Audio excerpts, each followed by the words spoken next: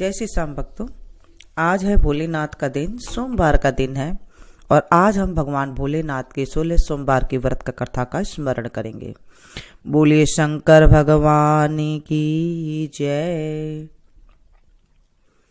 मृत्युलोक में विवाह करने की इच्छा करके एक समय श्री भूतनाथ महादेव जी माता पार्वती जी के साथ पधारे।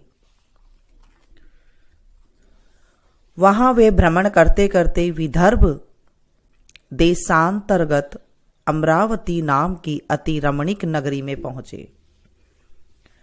अमरावती नगरी अमरपुरी के सदृश सब प्रकार से सुखों से परिपूर्ण थी। उसमें वहां के महाराज द्वारा बनाई गई अति रमणीक शिवजी का मंदिर था। उसमें भगवान शंकर भगवती पार्वती के साथ निवास करने लगे। एक समय माता पार्वती प्राणपति को प्रसन्न देखकर मनो विनोद करने की इच्छा से बोली, हे महाराज, आज तो हम तुम दोनों चौसर खेले। शिवजी ने प्राण प्रिया की बात को मान लिया और चौसर खेलने लगे। उस समय इस स्थान पर मंदिर का पुजारी मंदिर में पूजा करने को आया। माता जी ने ब्राह्मण से प्रश्न किया, पुजारी जी बताओ, इस बाजी में दोनों में किसकी जीत होगी? ब्राह्मण बिना विचारे ही शीघ्र बोल उठा, महादेव जी की जीत होगी। थोड़ी देर में बाजी समाप्त हो गई और पार्वती जी की विजय हुई। अब तो पार्वती जी ब्राह्मण को झूठ बोलने का अपराध के कारण शाप देने का उद्यत हुई। तब महादेव जी ने पार्वती जी को बहुत समझाया, परंतु उन्होंने ब्राह्मण को कोढ़ी होने का शाप दे दिया। कुछ समय बाद पार्वती जी के शापवश पुजारी के शरीर में कोढ़ पैदा हो गया। इस कारण पुजारी अनेक प्रकार के दुखी रहने लगे। इस तरह के कष्ट भोगते हुए बहुत दिन हो गई। एक दिन देवलोक के अप्सराएं शिव जी की पूजा करने उसी मंदिर में पधारी और पुजारी के कोढ़ के कष्ट होने को देख बड़े दया भाव से उससे रोगी होने का कारण पूछा। पुजारी जी ने संकोच सब बातें उनसे कह दी। वे अप्सराएं बोली, हे पुजारी, अब तुम अधिक दुखी मत होना, भगवान शिव जी तुम्हारे कष्ट को दूर कर देंगे। तुम सब व्रतों में श्रेष्ठ 16 सोमवार के व्रत भक्ति भाव से करो। पुजारी अप्सराओं से हाथ जोड़कर विनम्र भाव से 16 सोमवार व्रत की विधि पूछने लगा। अप्सराएं बोली, जिस दिन सोमवार हो उस दिन भक्ति के साथ व्रत करे, स्वच्छ वस्त्र पहने, आधा सिर गेहूं का आटा ले, उसके 3 अंगा बनावे और घी गुड़ दीप नैवेद्य पुंगी फल बेलपत्र जनेऊ जोड़ा चंदन अक्षत पुष्पादि के द्वारा प्रदोष काल में भगवान शंकर की विधि से पूजन करे। तत्पश्चात 3 अंगों में से एक शिवजी को अर्पण करे, बाकी 2 शिवजी की प्रसादी समझकर उपस्थित जनों में बांट दे और आप भी प्रसाद ले। इस विधि से 16 सोमवार का व्रत करे। तत्पश्चात 17वें सोमवार के दिन पाव से पवित्र गेहूं के आटे की बाटी बनाए, तदनुसार घी और गुड़ मिलाकर चूरमा बनाए और शिवजी को भोग लगाकर उपस्थित भक्तों में बांटे। पीछे आप सब कुटुंब प्रसादी ले और भगवान शिवजी की कृपा से उसके मनोरथ पूर्ण हो जाते हैं। ऐसा कहकर अप्सराएं स्वर्ग को चली गई। ब्राह्मण ने यथा विधि 16 सोमवार पर व्रत किया तथा भगवान शिवजी की कृपा से रोग मुक्त होकर आनंद से रहने लगे। कुछ दिन बाद जब शिवजी और पार्वती उस मंदिर में पधारे, तब ब्राह्मण को निरोग देख पार्वती ने ब्राह्मण से रोग मुक्त होने का कारण पूछा तो ब्राह्मण ने 16 सोमवार व्रत कथा कह सुनाई। तब तो पार्वती जी ने अति प्रसन्न हो ब्राह्मण से व्रत की विधि पूछकर व्रत करने को तैयार हुई। व्रत करने के बाद उनकी मनोकामना पूर्ण हुई तथा उनके रूठे हुए पुत्र स्वामी कार्तिकेय स्वयं माता के आज्ञाकारी हुए। परंतु कार्तिकेय जी ने भी अपने यह विचार परिवर्तन का रहस्य जानने की इच्छा हुई और माता से बोले, हे माता जी, आपने ऐसा कौन सा उपाय किया जिससे मेरा आपकी और आकर्षित हुआ? तब पार्वती जी बड़ी 16 सोमवार की व्रत कथा उनको सुनाई। स्वामी कार्तिकेय बोले, इस व्रत को मैं भी करूंगा क्योंकि मेरा प्रिय मित्र ब्राह्मण बहुत दुखी दिल से परदेश गया है, हमें उससे मिलने की बहुत इच्छा है। कार्तिक जी ने भी इस व्रत को किया और उनका प्रिय मित्र मिल गया। मित्र ने इस आकस्मिक मिलन का भेद कार्तिकेय जी से पूछा तो वे बोले, हे मित्र, हमने तुम्हारे मिलने की इच्छा करके 16 सोमवार का व्रत किया था। अब तो ब्राह्मण मित्र को भी अपने विवाह की बड़ी इच्छा हुई। कार्तिकेय जी से व्रत की विधि पूछी और यथा विधि व्रत किया। व्रत के प्रभाव से जब वह किसी कार्यवश विदेश गया तो वहां के राजा के लड़के का स्वयंवर था। राजा ने प्रण किया था कि जिस राजकुमार के गले में सब प्रकार सिंगारित हाथेनी माला डालेगी, मैं उसी के साथ अपनी प्यारी पुत्री का विवाह कर दूंगा। शिवजी की कृपा से ब्राह्मण भी स्वयंवर देखने की इच्छा से राजसभा में एक और बैठ गया। नियत समय पर हाथेनी आई और उसने जयमाला उस ब्राह्मण के गले में डाल दी। राजा की प्रतिज्ञा के अनुसार बड़ी धूमधाम से कन्या का विवाह उस ब्राह्मण के साथ कर दिया और ब्राह्मण को बहुत सा धन और सम्मान देकर संतुष्ट किया। ब्राह्मण सुंदर राजकन्या पाकर सुख से जीवन व्यतीत करने लगा। एक दिन राजकन्या ने अपने पति से प्रश्न किया, हे प्राणनाथ, आपने ऐसा कौन सा पुण्य किया जिसके प्रभाव से हथिनी ने सब राजकुमारों को छोड़कर आपका वरण किया? ब्राह्मण बोला, हे प्राण प्रिय, मैंने अपने मित्र कार्तिकेय जी से यह कथा अनुसार 16 सोमवार का व्रत किया था, जिसके प्रभाव से मुझे तुम जैसी स्वरूपवान लक्ष्मी की प्राप्ति हुई। व्रत की महिमा को सुनकर राजकन्या को बड़ा आश्चर्य हुआ और वह भी पुत्र की कामना करके व्रत करने लगी। शिवजी की दया से उसके गर्भ से एक अति सुंदर, सुशील, धर्मात्मा और विद्वान पुत्र उत्पन्न हुआ।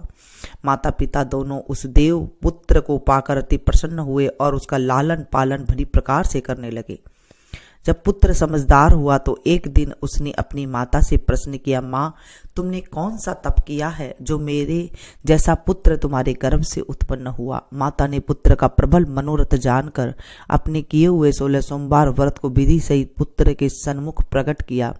पुत्र ने ऐसे सरल व्रत को और सब तरह से मनोरथ पूर्ण करने वाले सुना तो वह भी इस व्रत को राज्याधिकार पाने की इच्छा से हर सोमवार को यथाविधि करने लगा। उसी समय एक देश के वृद्ध राजा के दूतों ने आकर उसका एक राजकन्या के लिए वरण किया। राजा ने अपनी पुत्री का विवाह ऐसे सर्वगुण संपन्न ब्राह्मण युवक के साथ करके बड़ा सुख प्राप्त किया। वृद्ध राजा के दिवंगत हो जाने पर यही ब्राह्मण बालक गद्दी पर बिठाया गया, क्योंकि दिवंगत भूप के कोई पुत्र नहीं था। राज्य का अधिकारी होकर भी वह ब्राह्मण पुत्र अपने 16 सोमवार के व्रत को करता रहा।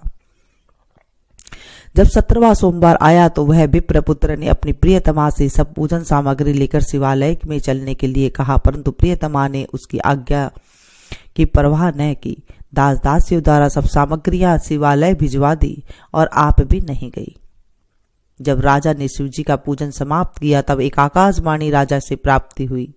राजा ने सुना, हे राजा, अपने इस रानी को राजमहल से निकाल दे, नहीं तो तेरा सर्वनाश कर देगी। ऐसी वाणी को सुनकर राजा ने आश्चर्य का ठिकाना न रहा और तत्काल ही मंत्रणा गृह में आकर अपने सभासदों को बुलाकर पूछने लगा, हे मंत्रियों, मुझे आज शिवजी की वाणी हुई है कि राजा तू अपनी इस रानी को निकाल दे, नहीं तो तेरा सर्वनाश कर देगी। मंत्री आदि सब बड़े विस्मय और दुख में डूब गए, क्योंकि जिस कन्या के कारण राज मिला, राज उसी को निकालने का जाल रचता है। राजा उसी को निकालने का जाल रचता है, यह कैसे हो सकेगा? अंत में राजा ने उसे अपने यहां से निकाल दिया। रानी दुखी हृदय से भाग्य को कोसती हुई नगर के बाहर हुई। बिना पदात्रण, फटे वस्त्र पहने, भूख से दुखी धीरे धीरे चलकर रानी एक नगर में पहुंची। वहां पर एक बुढ़िया सूत काट कर बेचने को जाती थी। राजा रानी की करुण दशा को देख बुढ़िया बोली, चल तू मेरा सूत बिकवा दे, मैं वृद्ध हूँ, भाव नहीं जानती हूँ। ऐसी बात बुढ़िया की सुन रानी ने बुढ़िया के सिर से सूत की गठरी उतार अपने सिर पर रखी। थोड़ी देर बाद आंधी आई और बुढ़िया का सूत पोटली सहित उड़ गया। बेचारी बुढ़िया पछताती रह गई और रानी को अपने सास से दूर रहने को कह दिया। अब रानी एक तेली के घर गई। तेली सब मटके शिवजी के प्रकोप से कारण उसी समय चटक गई। ऐसी दशा देख तेली ने रानी को अपने घर से निकाल दिया। इस प्रकार रानी अत्यंत दुखी पाती हुई सरिता के तट पर गई तो सरिता के समस्त जल सूख गया। तत्पश्चात रानी एक वन में गई। वहां जाकर सरोवर में सीढ़ी से उतर पानी पीने को गई। उसके हाथ से जल का स्पर्श होते ही सरोवर में नील कमल के सदृश जल में असंख्य कीड़े पड़ गए और वह गंदा हो गया। रानी ने भाग्य का दोषारोपण करते हुए उस जल को पान करके पेड़ की शीतल छाया में विश्राम करना चाहा। वह रानी जिस पेड़ के नीचे जाती उस पेड़ के पत्ते तत्काल ही गिरते रहते। वह वन सरोवर जल की ऐसी दशा देखकर गऊ चराते ग्वालों ने अपने गुसाई जी से कहा, जो जंगल में स्थित मंदिर के पुजारी थे। कही गुसाई जी के आदेशानुसार ग्वाले रानी को पकड़कर गुसाई जी के पास ले आए। रानी ने मुख कांति और शरीर शोभा देख गुसाई जी जान गए कि अवश्य ही कोई विधि की गति की मारी कुलीन अबला है। ऐसा सोच पुजारी ने रानी से कहा, पुत्री, मैं तुमको पुत्री के समान रखूंगा, तुम मेरे आश्रम में ही रहो, मैं तुमको किसी प्रकार का कष्ट नहीं होने दूंगा। गुसाई जी के ऐसे वचन सुन रानी को धीरज हुआ और वह आश्रम में रहने लगी। परंतु आश्रम में रानी जो भोजन बनाती उसमें कीड़े पड़ जाते, जल भर के लाती तो उसमें कीड़े पड़ जाते। अब तो गुसाई जी भी दुखी हुआ और रानी से कहा, हे बेटी, तेरे पर कौन से देवता का कोप है जिससे तेरी ऐसी दशा हो गई है। पुजारी की बात सुन रानी ने शिव जी की पूजा करने की न जाने की बात सुनाई तो पुजारी शिव जी महाराज के अनेक प्रकार की स्तुति करते हुए रानी से बोले, पुत्री, तुम सब मनोरथ के पुण्य करने वाले 16 सोमवार का व्रत करो, उसके प्रभाव से अपने कष्ट से मुक्त हो सकोगी। गुसाई जी की बात मानकर रानी ने 16 सोमवार का व्रत को विधिवत संपन्न किया और 17वें सोमवार को पूजन के प्रभाव से राजा के हृदय में विचार उत्पन्न हुआ कि रानी को गए बहुत समय व्यतीत हो गया है, न जाने कहाँ कहाँ भटकती होगी, उसे ढूंढना चाहिए। यह सोच रानी को तलाश करने चारों दिशाओं में दूत भेजे। वे तलाश करते हुए पुजारी के आश्रम में रानी को पाकर पुजारी से रानी को मांगने लगे, परंतु पुजारी ने उनसे मना कर दिया तो दूत चुपचाप लौट गए और आकर महाराज के सन्मुख रानी का पता बतलाने लगे। रानी का पता पाकर राजा स्वयं पुजारी के आश्रम में गए और पुजारी से प्रार्थना करने लगे, महाराज, जो स्त्री आपके आश्रम में रहती है वे मेरी पत्नी है। शिव जी के कोप से मैंने उसको त्याग दिया था, अब इस पर से शिव जी का कोप शांत हो गया, इसलिए मैं इसे लेने आया हूँ। आप इसे मेरे साथ जाने की आज्ञा दे दीजिए। गुसाई जी ने राजा के वचन को सत्य समझकर रानी को राजा के साथ जाने की आज्ञा दे दी। गुसाई की आज्ञा पाकर रानी प्रसन्न होकर राजा के साथ महल में गई। नगर में अनेक प्रकार के बधावे बजने लगे। पंडितों ने विविध वेद मंत्रों का उच्चारण करके अपनी राज रानी का स्वागत किया। ऐसी अवस्था में रानी ने पुनः अपनी राजधानी में प्रवेश किया। महाराजा ने अनेक तरह के ब्राह्मणों को दानादि देकर संतुष्ट किया, याचकों को धन धान्य दिया। नगर में स्थान स्थान पर सदा व्रत खुलवाए जहां भूखों को खाने को मिलता था। इस प्रकार से राजा शिवजी की कृपा का पात्र हो राजधानी में रानी के साथ अनेक तरह के सुखों का भोग करते हुए सोमवार का व्रत करने लगे। विधिवत शिव पूजन करते हुए इस लोक में अनेक अनेक सुखों को भोगने के पश्चात शिवपुरी को पधारे। ऐसे ही जो मनुष्य मनसा वाचा कर्मणा भक्ति सहित 16 सोमवार का व्रत पूजन इत्यादि विधिवत करता है, वह इस लोक में समस्त सुखों को भोग कर अंत में शिवपुरी को प्राप्त होता है। यह व्रत सब मनोरथ को पूर्ण करने वाला है। बोलिए शंकर भगवान की जय, देवादिदेव महादेव की जय। जब 16 सोमवार करते हैं तो आधा सेर गेहूं का आटा लेते हैं और उसमें गुड़ मिला करके 1 पाव गुड़ मिला करके उसके बाद जो है 3 लड्डू बनाते हैं। उसका पहले आप रोट बना लें और उसके बाद उसके 3 लड्डू बनाएं। 1 लड्डू शंकर जी पे चढ़ाते हैं, 1 लड्डू बांट देते हैं प्रसाद में और 1 लड्डू खुद को खाना होता है। घी की मात्रा बिल्कुल कम रखनी होती है, घी ज्यादा नहीं डालते हैं, 1 चम्मच या 2 चम्मच ही इतना ही इसमें डालते हैं। जब 16 सोमवार आपका पूरा हो जाए 17वें सोमवार को 5.25 सेर आटे का बनाते हैं, यानी कि गुड़ और गेहूं मिला करके 5.25 सेर होना चाहिए। इतना करके इस आटे का चूरमा बनाते हैं, बना करके रोटी बना करके और उसके बाद गुड़ के साथ उसे मिला करके थोड़ा सा घी डाल करके बना करके ये चूरमा बनाया जाता है। फिर मंदिर में जैसे चढ़ाते हैं वैसे चढ़ाएं और आपके लिए 1 लड्डू रख लेते हैं और बाकी सारा प्रसाद हर जगह बांट देते हैं। ऐसे ही इस व्रत का उद्यापन किया जाता है। 17 सोमवार को उद्यापन करते हैं। वैसे तो 16 सोमवार कई चीजों से होता है। मिश्री से करते हैं, दूध से करते हैं, चरनामृत से करते हैं, तुलसी दल से करते हैं, केला से करते हैं, मतलब कई तरीके से ये 16 सोमवार किए जाते हैं। जैसे आपको अच्छा लगे आप वो वाला सोमवार उठा सकते हैं, कर सकते हैं। 16 सोमवार में सिर्फ ये मीठा ही खाना होता है, 1 टाइम खाना होता है। अगर आपने चाय लेते हैं तो सुबह आप चाय ले सकती हैं, उसके साथ अगर आपसे नहीं रहा जाता है तो कुछ बादाम वगैरह भिगो करके जो लेते हैं वो आप ले सकते हैं। शाम को भी आप थोड़ा सा ले सकती हैं। लेकिन नमक नहीं खाना होता है 16 सोमवार में। इस तरह से ये व्रत किया जाता है। जिन लड़कियों की शादी नहीं होती है वो इसलिए भी व्रत रखते हैं, और कोई भी काम ना हो तो उसके लिए भी ये व्रत रखा जाता है। और कथा कहानी कहने के बाद अगर आप व्रत भी नहीं कर सकते हैं तो आप कथा कहानी कर लें। आप लड्डू जैसे आप चढ़ाते हैं वैसे आप चढ़ा सकते हैं, क्योंकि आजकल शरीर ऐसा नहीं है। कई बार बोल देते हैं कि मैं 16 सोमवार करूंगी और उसके बाद फिर करा नहीं जाता है तो दिक्कत पैदा हो जाती है। तो आप इस तरह से कथा कहानी कर लें और आप लड्डू बना करके इस तरह से चढ़ा सकते हैं। उसके बाद आपको जो है आरती करनी चाहिए। चलिए हम आरती करते हैं भगवान भोलेनाथ की। बिल्कुल पुराने जो हमारी आरती है वही आज हम गाएंगे। कर्पूर गौरम करुणावतारम संसार साराम भुजगेन्द्रहारम सदा वसंतम हृदयारविंदे भवं भवानी सहितं नमामि।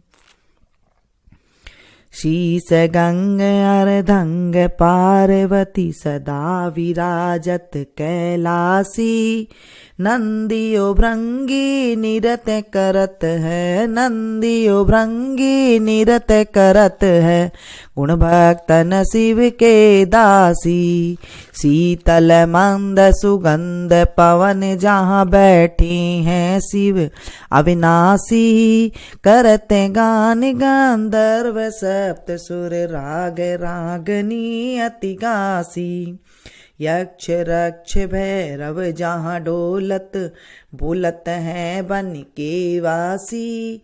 कोयल शब्द सुनावत सुंदर भंवर करत हैं गुंजासी। कल्प ध्रुव में अरु पारिजाति तरु लाग रहे हैं लक्ष्यासी। कामधेनु कोटिक जहाँ डोलत करत फिरत है वीक्षासी। सूर्यकांत सम पर्वत शोभित चंद्रकांत भव के वासी। छौ तुरि तुरि तु फलत चढ़त है पुष्प चढ़त है बरसासी। देव मुनि जन की भीड़ पड़त है निगम रहत जो नित्य गासी। ब्रह्मा विष्णु जी को ध्यान धरत है बाबा शंकर जी को ध्यान धरत है। कछु में हमी को फरमासी। रिद्धि सिद्धि के दाता शंकर सदा आनंदित सुख राशि। जिनको सुमिरन सेवा करता भोले जी को सुमिरन पूजा करता छूट जाए यम की फांसी। त्रिशूलधर जी को ध्यान निरंतर मना लगाई कर जोगासी। दूर करो विपदा शिव तन की कष्ट हरो व्याधा मोरे मन की। जन्म जन्म शिव पद पासी। कैलासी काशी के वासी बाबा अविनाशी मेरो सुध लीजो। सेवक जान सदा चरणन को पायक जान हरि दर्शन को। अपनो ज्ञान कृपा कीजो। आप तो प्रभु जी सदा शयानी बाबा अवगुण मीरो सब ढकियो। सब अपराध क्षमा कर शंकर मेरो अपराध माफ कर भोले बाबा। किंकर की विनती सुनियो। अभय ज्ञान दी जो हरि मोह को सकल सृष्टि के हितकारी। सिर भोलेनाथ बाबा भक्त निरंजन भूतनाथ बाबा भक्त निरंजन।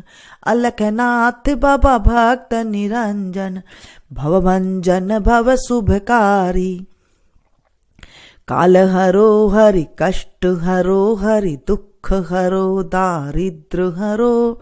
नमामि शंकर भवानी भोले बाबा। नमामि शंकर भवानी भोले बाबा। हर हर शंकर आप शरणम। सेवा पूजा बंदगी सभी तुम्हारे हाथ। मैं तो कुछ जानू नहीं तुम जानो रघुनाथ। सिंह चढ़े दुर्गा मिले गरुड़ चढ़े भगवान। बैल चढ़े शिव जी मिले तो पूर्ण होए सब काम। सदा भवानी दायिनी सन्मुख रहत गणेश, पांच देव रक्षा करे ब्रह्मा विष्णु महेश। सांब सदा शिवाय नमः। बोलिए शंकर भगवान की जय। तमेव माता च पिता तमेव, तमेव बंधु च सखा तमेव, तमेव विद्या द्रविणं तमेव, तमेव सर्वं मम देव देवं। पापहं पापकर्माहं पापात्मा पापसंभवो, त्राहि मां पार्वतीनाथो सर्वपापो हरो हरो, त्राहि मां पार्वतीनाथो सर्वपापो हरो हरो, त्राहि मां पार्वतीनाथो सर्वपापो हरो हरो। सांब सदा शिवाय नमः। बोले शंकर भगवान की जय। आज हमने आरती करी, फिर भगवान से क्षमा ऐसा ना करें, और इसके बाद जो है आप इसे व्रत की इस तरह से आप शुरुआत करें दिन की।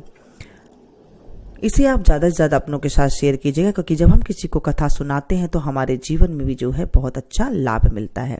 अब हम छोटी सी गणेश जी की कहानी सुनेंगे। बिंदा एक बाबा रंगा चंगा, बिंद्रावन में फिरे सुरंगा, पोत भोग की राबड़ी, नवास भोग की खीर, मीठी लागे राबड़ी खाटी लागे खीर, सड़सठ करती साड़ी दीजो, बड़बड़ करती बांधे दीजो, घर मोकलो घर साकड़ो, राजा को सुराज रानी को सुभाग, सीता को सुहाग बैकुंठ को बास, श्री कृष्ण कांतो। जय बोले बिंदायक जी महाराज की जय। कोई भी कथा करे उसके बाद गणेश जी की कहानी हमें अवश्य करनी चाहिए। इसे ज़्यादा से ज़्यादा अपनों के साथ शेयर कीजिएगा, ताकि औरों को भी लाभ मिल सके और आपको भी लाभ मिल सके, क्योंकि हम जब किसी को कथा सुनाते हैं तो हमारे जीवन में भी लाभ होने लग जाता है। हे भोलेनाथ बाबा, आज हमने आपकी कथा करी, आरती करी, गणेश जी की कहानी कही। हमारे जीवन में कोई कष्ट हो, दुख हो तो हमें दूर करना हमारे जीवन से, और इस कहानी को जो कही सुनी सुनाई हुंकारा भरे उसके जीवन में भी जो है सारे सुख संपत्ति देना, सारे मनोरथ पूर्ण करना और आदिवादी शत्रुओं का नाश करना। बोले शंकर भगवान की जय। मिलते हैं फिर से एक नई कथा में नई जानकारी के साथ। तब तक आप लोग देखते रहिए मेरा संगीत। Thank you. जय श्री श्याम भक्तों, आज है भोलेनाथ का दिन, सोमवार का दिन है, और आज हम भगवान भोलेनाथ के 16 सोमवार के व्रत का कथा का स्मरण करेंगे। बोलिए शंकर भगवान की जय।